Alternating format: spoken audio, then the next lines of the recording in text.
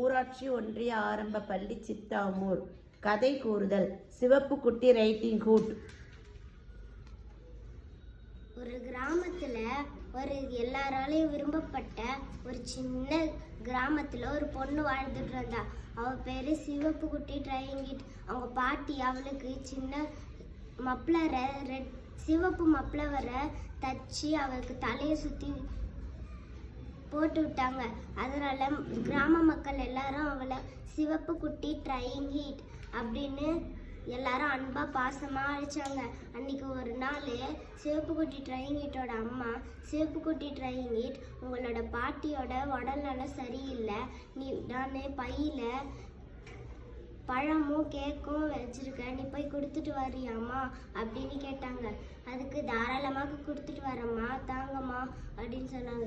இப்போ எல்லாம் அதிகாலையில் ஏஞ்சி நீ போ, அப்புறம் வழியில் யாராச்சும் தெரியாதவங்க வந்தால் பேசாத அப்படின்னு சொன்னாங்க. சரின்ட்டு நான் மறுநாள் காலையில் அதிகாலையில் சிவப்பு குட்டி ட்ரையிங்கிட்டு அவங்க பாட்டி வீட்டுக்கு போக பயணிக்க செய்தா.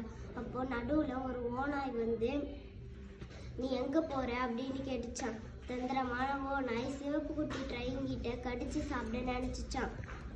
சிவப்பு குட்டி ட்ரையிங்கிட்டு, நான் எங்கள் பாட்டி வீட்டுக்கு போகிறேன் அப்படின்னு சொல்லிச்சான். அவங்க பாட்டி வீட்டு எங்கே இருக்குது அப்படின்னு தந்திரமாக கேட்டுச்சான். எங்கள் பாட்டி வீடு பூக்களும் மரங்களும் நிறைஞ்ச ஒரு வீடை பார்த்ததே இல்லையா, அதுதான் எங்கள் பாட்டி வீடு அப்படின்னு சொல்லிச்சான். உங்கள் பாட்டிக்காக நீ பூக்கள் பறிச்சுட்டு போகலாமே அப்படின்னு சொல்லிட்டு இன்னொரு பாதையில் அனுப்பி விட்டுச்சான். அப்புறம் ஓநாய் நேராக அவங்க பாட்டி வீட்டுக்கு போயிட்டு கதவை தட்டுச்சான். பாட்டி அப்படின்னு கேட்டுச்சான். யார் அது அப்படின்னு சொல்லி, நான் தான் உங்கள் பேத்தி, நான் தான் சிவப்பு குட்டி ட்ரையிங்கிட்டு வந்திருக்கேன், உங்களுக்கு கூடையில் பழமும் கேக்கும் எடுத்துகிட்டு வந்திருக்கேன் அப்படின்னு சொல்லிட்டேன். என்னால் எழுந்திருக்க முடியாது, உள்ளவா அப்படின்னு சொன்னாங்களாம் பாட்டி. பாய்ந்து வந்த ஓநாய் அவசரத்தில் பாட்டியை விழுங்கிடுச்சு. பாட்டியை விழுங்கிட்ட பிறகு பாட்டியோட உடைய வந்து போட்டுக்கிட்ட பிறகு சிவப்பு குட்டி ட்ரையிங்கிட்டுக்காக ஓநாய் காத்துக்கிட்டு இருந்துச்சு. சிவப்பு குட்டி ட்ரையிங்கிட்டு பூக்களை பறிச்சுக்கிட்டு பாட்டி வீட்டுக்கு வந்தா.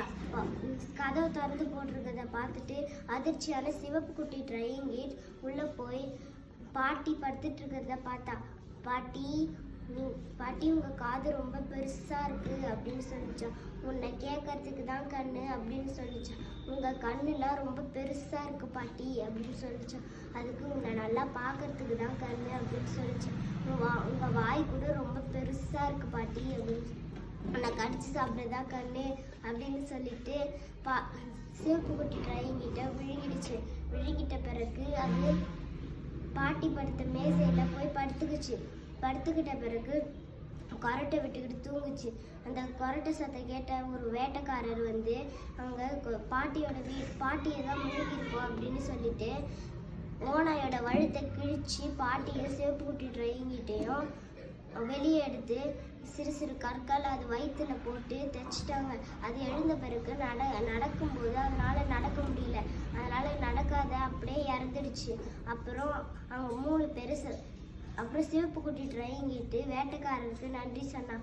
3 பேரும் உட்காந்து சேர்ந்து சாப்பிட்டாங்க.